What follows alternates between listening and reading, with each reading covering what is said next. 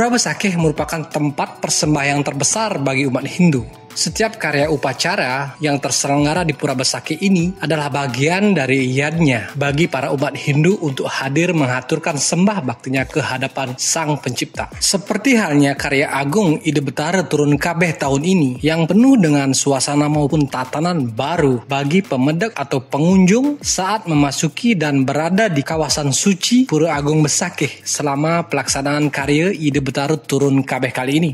Nah, bagi semeton yang sedang bersiap melaksanakan persembahyangan, kali ini PGAP akan membagikan pengalaman 5 tips melaksanakan persembahyangan di Pura Besakih dalam karya agung Ide Betara Turun Kabeh tahun ini. Apa saja itu? Yuk ikuti video kali ini.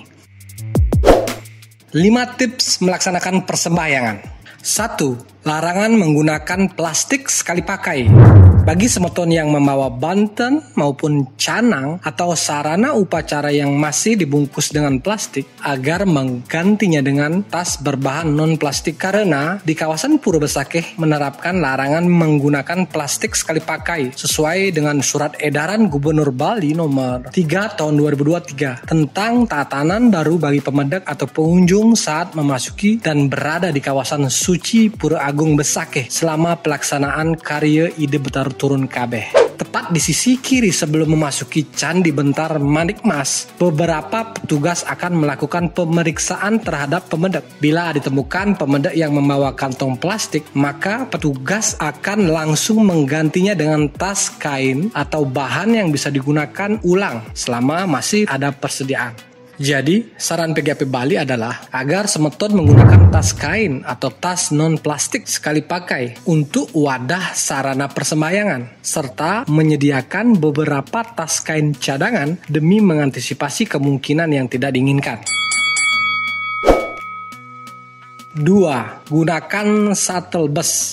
Setelah memarkir kendaraan di gedung parkir Manikmas, semeton masih akan menempuh jarak sekitar 2 kilo menuju kawasan Pura Besakih dengan berjalan kaki. Tentu hal ini merupakan tantangan bagi beberapa kelompok rentan seperti anak-anak, ibu hamil, difabel, maupun para orang tua lansia. Nah, demi mengatasi permasalahan tersebut, pemerintah Provinsi Bali memfasilitasi dengan menyediakan shuttle bus atau kendaraan pengantar secara gratis. Semeton cukup mendaftarkan diri di panitia pengelola yang ada di sisi sebelah kiri setelah memasuki Candi Bentar Manikmas. Namun semeton harus bersabar karena banyak pemedek lain yang juga ikut mengantri mendaftar menggunakan shuttle bus ini. 3. Gunakan ojek konvensional. Selain dengan berjalan kaki maupun menggunakan shuttle bus yang disediakan secara gratis, sebenarnya masih ada juga pilihan alternatif lain yang bisa digunakan. Salah satunya adalah menggunakan jasa ojek konvensional yang masih saja ada di sekitaran Manikmas. Jasa musiman ojek konvensional ini sepertinya jawaban atas masih kurangnya shuttle bus yang tersedia. Para pengemudi ojek ini biasanya akan menawarkan jasanya di sisi timur areal Pura Manikmas, kemudian menggunakan jalur alternatif di sisi kanan Marga Agung untuk menuju Pura Besakih. Menurut info, para ojek mematok tarifnya sebesar Rp10.000 sekali jalan hingga sampai di Pura Besakih. 4. Memanfaatkan fasilitas secara bijak. Dengan revitalisasi besar-besaran Pura Besakih ini, banyak disediakan fasilitas yang menurut PGAP Bali sangat bagus. Seperti adanya gedung Wiyata Graha, yaitu gedung yang dapat digunakan para semeton berhias, berganti maupun sekedar merapikan busana sebelum memasuki areal pura. Gedung ini juga memiliki bilik pemisah antara lelaki maupun perempuan. Selain itu, ada juga fasilitas rest area maupun areal UMKM yang sangat baik di kawasan Besakih ini. Semeton juga diharapkan lebih bijak untuk menggunakan air bersih dari fasilitas tersebut karena di kawasan ini masih kekurangan suplai air bersih, apalagi memenuhi ketika adanya peningkatan jumlah pemedek yang tampil di hari libur. 5. Hubungi pos panitia terdekat saat keadaan darurat. Dalam keadaan darurat seperti kehilangan, masalah kesehatan, maupun insiden lainnya, semeton bisa menghubungi beberapa pos panitia yang terletak di beberapa titik. Pertama, di pos Kedundung yang terletak di areal parkir Kedundung.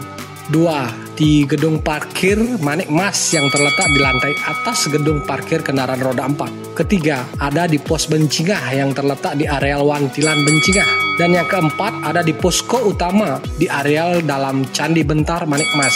Keempat pos ini standby 24 jam, dijaga oleh beberapa dinas terkait seperti polisi, Satpol PP, BPBD, Damkar, Diskominfos, Dinas Kesehatan maupun beberapa lembaga sosial masyarakat untuk memfasilitasi para pemuda dalam karya Ide Betara Turun Kabeh kali ini. Bahkan di pos Kedungdung disediakan jasa bengkel gratis bagi pemuda yang sedang mengalami kendala dalam berkendara. Jadi demikian 5 tips melaksanakan persembahyangan di Pura Besakih dalam karya agung Ide Betara Turun Kabeh tahun kali ini. Terima kasih sudah menonton video PGP Bali dari awal sampai akhir. Jangan lupa like, comment, and subscribe agar channel ini semakin berkembang. Tetap berdaya guna cipta kreatif. Terima kasih. Salam Rahayu.